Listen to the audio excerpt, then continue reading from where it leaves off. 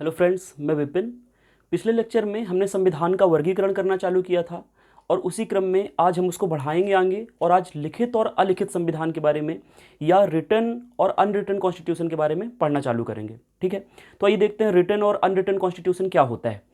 देखिए, वैसे literal meaning में अगर आप जाएंगे, सामान्य रूप से आप समझने की कोशिश करेंगे तो आपको ये समझ में आता होगा कि रिटन कॉन्स्टिट्यूशन मतलब जो लिखा हुआ है, मतलब लिखित संविधान मतलब जो लिखा हुआ है, और अलिखित संविधान या अनरिटन कॉन्स्टिट्यूशन मतलब जो लिखा हुआ नहीं है। लेकिन ऐसा बिल्कुल नहीं है, दोनों ही संविधान लिखे हुए होते हैं, केवल इसमें मात्रा का फर्क होता है। एक ज़्यादा मात्रा में लिखा हुआ होता है तो एक कम मात्रा में लिखा हुआ होता है। अगर आप वनडे एग्जाम की तैयारी कर रहे हैं तो आपके लिए इतना ही महत्वपूर्ण जानना काफ़ी है आपके लिए। लेकिन अगर आप मेंस वगैरह की तैयारी कर रहे हैं या आपको थॉरली ये जानना ही है कि लिखित संविधान और अलिखित संविधान में वास्तव में क्या डिफरेंस होता है, तो आपको इस लेक्चर को देखना पड़ेगा, है ना। तो आइए समझते हैं कि लिखित और अलिखित संविधान में वास्तव में बेसिक अंतर क्या होता है। इसको जानने से पहले आपको दो एग्जाम्पल्स देता हूं मैं। अगर आपने उन एग्जाम्पल्स को अच्छे से समझ लिया, अपने माइंड में उतार लिया, तो आपको लिखित और अलिखित संविधान बिल्कुल क्लियर हो जाएगा। ठीक है, आइए देखते हैं। दो एग्जाम्पल्स हैं, उनमें दो नोट्स का जिक्र करूंगा मैं। पहले तो हैं आपके साइंस के नोट्स और दूसरे हैं आपके करंट अफेयर के नोट्स। ये आप लोग बनाते होंगे इस प्रकार के नोट्स, है ना। एक है आपका साइंस का नोट, एक है आपका करंट अफेयर्स का नोट। जब साइंस के नोट्स बनाने जाते हैं तो साइंस में पढ़ते क्या हैं? साइंस में साइंस पढ़ते हैं या साइंस में फिजिक्स, केमिस्ट्री, बायोलॉजी ये पढ़ते हैं?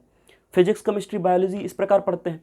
तो जब फिजिक्स, केमिस्ट्री, बायोलॉजी में पढ़ना चालू करते हैं आप, तो क्या ऐसा नहीं होता कि जब आप फिजिक्स पढ़ते हैं तो फिजिक्स के जितने भी चैप्टर्स होते हैं सब एक साथ वहाँ पे नोट्स बनाते हैं कि ये कार्य का चैप्टर है, ये एनर्जी का चैप्टर है ना, ये फोर्सेस का चैप्टर है, इस प्रकार बनाते हैं। तो आप क्या करते हैं, पहले तो इनको डिवाइड करते हैं कि ये फिजिक्स का पार्ट है मेरा, ये मेरा केमिस्ट्री का पार्ट है और ये मेरा बायोलॉजी का पार्ट है। ठीक। फिर जब आप फिजिक्स में जाते हैं तो फिजिक्स को भी चैप्टर में डिवाइड करते हैं कि चैप्टर नंबर फर्स्ट ये कार्य है, चैप्टर नंबर सेकंड ये ऊर्जा है, एनर्जी है, चैप्टर नंबर थर्ड, फोर ना, इस प्रकार बनाते हैं। सेम आप केमिस्ट्री के साथ भी करते होंगे और इसी प्रकार बायोलॉजी के साथ भी कि पहला चैप्टर सेल का हो गया, कोशिका हो गया, दूसरा चैप्टर जो है वो टिश्यूज का हो गया, ऊतक ऊतक का हो गया, तीसरा चैप्टर जो हो गया वो डिसीजेस का हो गया, और इस प्रकार बनाते जाते हैं। और इन चैप्टर्स में भी विभिन्न पैराग्राफ्स होते हैं जिनको आप एरो दे के या नंबरिंग करके उनको बनाते चले हुए जाते हैं सीक्वेंस में। ठीक है, तो ये आपका साइंस का नोट्स बनाने का तरीका हो गया। अब इधर देखिए, करंट अफेयर्स के नोट्स आप कैसे बनाते हैं। करंट अफेयर के नोट्स बनाने का तरीका सामान्यतः जो होता है, तो अपन ऐसा करते हैं, हम लोग ऐसा करते हैं कि एक सीक्वेंस में रोज की खबरें पढ़ते हैं, ऑनलाइन पढ़ते हैं या न्यूज़पेपर में पढ़ते हैं, और उसको तारीख बाई तारीख लिखते हुए चले जाते हैं कि आज ये हुआ, एक नंबर में ऐसा ऐसा, कल ये हुआ, है ना, परसों ये हुआ, और हर चीज़ इसी तरह सीक्वेंस में लिखते हुए चले जाते हैं। जैसे जैसे खबरें आती जाती है वैसे वैसे लिखते चले जाते हैं। कोई ढांचा ऐसा निर्धारित नहीं किया कि आपने पार्ट बनाया कि फिर उसका चैप्टर बनाया, ऐसा कुछ नहीं करते हैं। जनरली ऐसा करने की कोशिश करते हैं। ठीक है, ये चीज़ जो आपने की है और ये चीज़ जो की आपने की है, ये दोनों अगर आप समझ गए हैं तो आप लिखित और अलिखित संविधान के बारे में समझ गए हैं। लिखित संविधान में आइए देखते हैं पहला गुण इसका क्या होता है। लिखित संविधान में पहला गुण होता है सिस्टमेटिकली अरेंज्ड। देखिए, एक साइड में मैंने इंग्लिश में लिख दिया है और उसी चीज को चूंकि डिफरेंस है तो बस अपोजिट अपोजिट करते जाना है आपको। तो एक साइड में मैंने हिंदी में लिखने की कोशिश की है जिससे हिंदी मीडियम और इंग्लिश मीडियम वाले दोनों कंफर्टेबल हो सके, है ना। तो देखिए, लिखित संविधान में पहला जो गुण होता है वो होता है सिस्टमेटिकली अरेंज्ड। सिस्टमेटिकली अरेंज्ड या इसी को बोलते हैं कॉडिफाइड, संहिताबद्ध। सिस्टमेटिकली अरेंज्ड का मतलब होता है व्यवस्थित रूप से लिखा होना। आपके साइंस के नोट्स व्यवस्थित रूप से लिखे हुए हैं कि नहीं। आपने फिजिक्स का अलग बनाया, केमिस्ट्री का अलग बनाया, बायोलॉजी का अलग बनाया, फिर फिजिक्स में भी जितने भी चैप्टर्स थे सब वहाँ पे फिजिक्स के पार्ट में जाके लिखे, बायोलॉजी के जितने जितने चैप्टर थे आपने बायोलॉजी वाले सेक्शन में जाके पार्ट में जाके लिखे, फिर वहाँ पे अपने पैराग्राफ या नंबरिंग की। इसको बोलते हैं व्यवस्थित रूप से लिखा होना।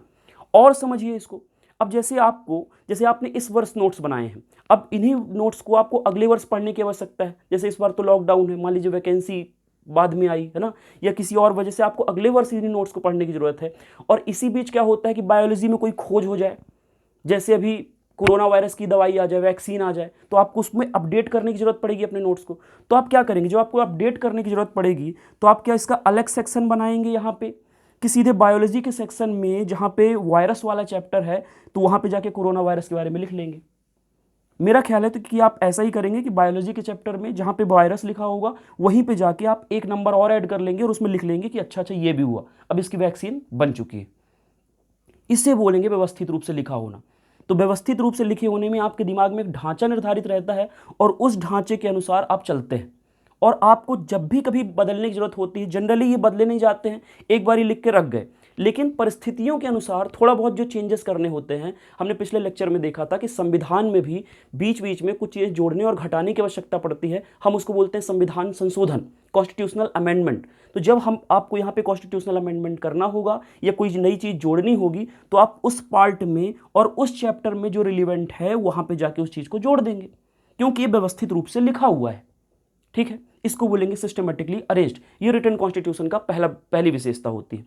जस्ट अपोजिट है अनरिटन कॉन्स्टिट्यूशन, व्यवस्थित रूप से लिखा हुआ नहीं होता है, संहिताबद्ध नहीं होता है, कोई तरीका नहीं होता, कोई तारतम्यता नहीं है, रोज दर रोज आप इसको ऐसे लिखते हुए चले जाते हैं।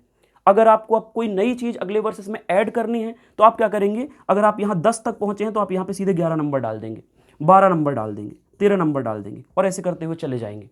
ऐसा कुछ नहीं है कि आप 1 नंबर में जाके संशोधन करेंगे कि 2 नंबर में, क्योंकि वो अपने आप में एक ही है ना, किसी पार्ट या किसी चैप्टर का हिस्सा नहीं है, ऐसा होता है।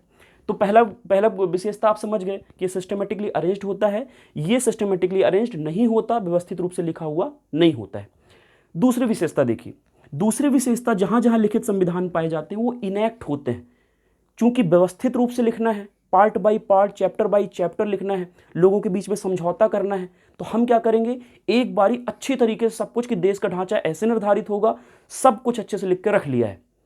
इसको बोलते हैं इनैक्ट। इनैक्ट का लिटरल मीनिंग होता है डिस्कशन के द्वारा पास करना, विचार विमर्श करके पास करना। तो जहां जहां लिखित संविधान होंगे आप उनको विचार विमर्श करके पारित करते हैं और आप उनके बनने की डेट कि इस दिन ये बनकर तैयार हुआ और इस दिन लागू हुआ, उनकी आप डेट बता सकते हैं।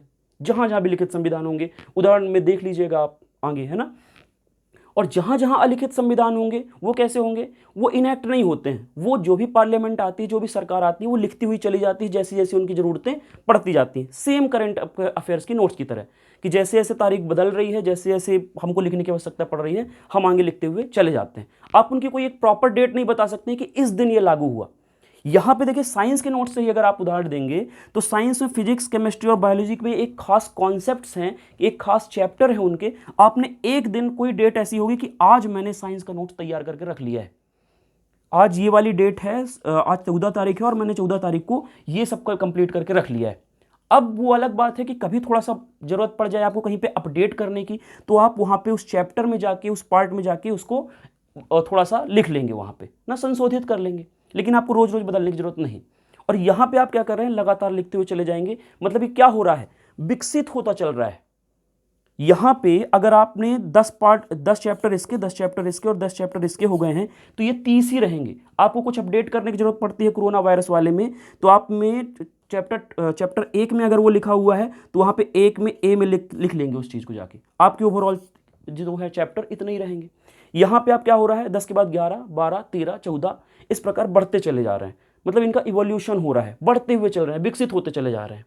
ठीक है, तो दूसरी विशेषता रिटन और अनरिटन कॉन्स्टिट्यूशन की ये कि ये इनैक्ट होते हैं, विचार विमर्श करके पारित होते हैं, आप इनकी एक डेट बता सकते हैं। यहाँ पे ऐसा नहीं होता है, ये विकसित होते हैं। समझ गए आप। चलिए तीसरे गुण में चलते हैं। अब देखिए मैंने बताया था कि संविधान जो होता है लोगों के बीच में समझौता होता है, और लिखित संविधान तो सबसे महत्वपूर्ण चीज़ है। यहाँ पे समझौता आपको दिखाई भी दे रहा है क्योंकि सब संविधान सभा बैठी है और सब सोच समझ के बाय डिस्कशन उस चीज़ को पास कर रहे हैं। इसका मतलब ही है कि यहाँ पे अब जब एग्रीमेंट हो चुकेगा लोगों के बीच में, 130 करोड़ लोगों के बीच में एग्रीमेंट हो चुका है, एक एक बात हमने पहले ही क्लियरली लिख दी है, तो अब कोई दूसरी बात अगर कोई दूसरा व्यक्ति किसी दिन बोलता है तो लोगों की बात नहीं मानी जाएगी। बात किसकी मानी जाएगी, कॉन्स्टिट्यूशन की, क्योंकि कॉन्स्टिट्यूशन एक बारी बन के तैयार हो चुका है। तो वहां पे सुप्रीम कौन हो जाएगा, सर्वोच्च कौन हो जाएगा, कॉन्स्टिट्यूशन, क्योंकि उसी की बात मानी जाएगी। तो जहां जहां लिखित संविधान होंगे, व्यवस्थित रूप से लिखे जा चुके होंगे, वहां पे हम कॉन्स्टिट्यूशन सुप्रीम मानते हैं और कॉन्स्टिट्यूशन की बात ही मानी जाएगी। देश में राष्ट्रपति हो, प्रधानमंत्री हो, वो कुछ भी कहते रहें, संसद कुछ भी कहती रहे, सुप्रीम कोर्ट भी कुछ भी कहती रही, लेकिन बात किसकी मानी जाएगी, जो संविधान सम्मत होगा, जो संविधान में लिखा होगा। यहां पे क्या होता है, अब यहां पे चूंकि चेंजेबल है मामला, रोज बदलशील वाला है ना, कोई एक नई सरकार आती है तो वो चीजों में नई चीज जोड़ सकती है। तो जब संविधान को इतनी इजीली कोई सरकार बार बार चेंज कर सकती है, तो संविधान अपने आप में सर्वोच्च हुआ कि वहां की सरकार हुई। जो सरकार हुई जो उसको चेंज कर पा रही है। यहाँ पे सरकार से मेरा मतलब है संसद का, है ना, जिसको चेंज करने की शक्ति होती है। तो अगर संसद इजीली किसी चीज को चेंज कर पा रही है, इसका मतलब सर्वोच्चता किसकी है? संसद की है। तो जनरली जहां जहां पे अलिखित संविधान है हमको दिखाई देता है वहां पे कौन सर्वोच्च है? संसद सर्वोच्च है। ठीक है, तो ये 3 बेसिक गुण हैं। इन 3 बेसिक गुणों के आधार पे आप पता लगा सकते हैं कि कोई संविधान लिखित है या अलिखित है। फिर से देखिए, जहां जहां लिखित संविधान होंगे वो कैसे होंगे? Systematically arranged. यहां के सिस्टमेटिकली अरेंज्ड नहीं, संहिताबद्ध नहीं। ये कैसे होंगे लिखित संविधान? इनैक्ट होंगे या अधिनियमित होंगे। अधिनियमित का मतलब होता है विचार विमर्श करके पारित करना।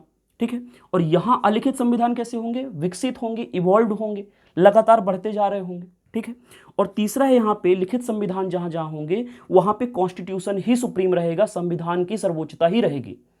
जबकि अलिखित संविधानों में चूंकि संसद उसको बहुत इजीली बदल देती है, जो भी सरकार आती है उसको इजीली बदल देती है, इसलिए सर्वोच्चता किसकी हो जाएगी? पार्लियामेंट की हो जाएगी या संसद की हो जाएगी। लिखित संविधान का वर्ल्ड में सबसे आदर्श उदाहरण है अमेरिका का। अमेरिका का संविधान लिखित संविधान है, ये तीनों विशेषताएं वहां पे पाई जाती है। और अलिखित संविधान का सबसे अच्छा उदाहरण है ब्रिटेन का, और वहां पे ये तीनों विशेषताएं पाई जाती हैं। अब अगर आप इस चीज़ को समझ गए हैं और लिखित और अलिखित संविधान में अंतर समझ गए हैं, तो आप मुझे कमेंट सेक्शन में कम से कम 5 लिखित संविधानों के उदाहरण और 5 अलिखित संविधानों के उदाहरण बताएंगे। ठीक है, नेक्स्ट लेक्चर में अपन मिलते हैं, है ना। इसके बाद इस सीरीज को आगे बढ़ाएंगे। धन्यवाद।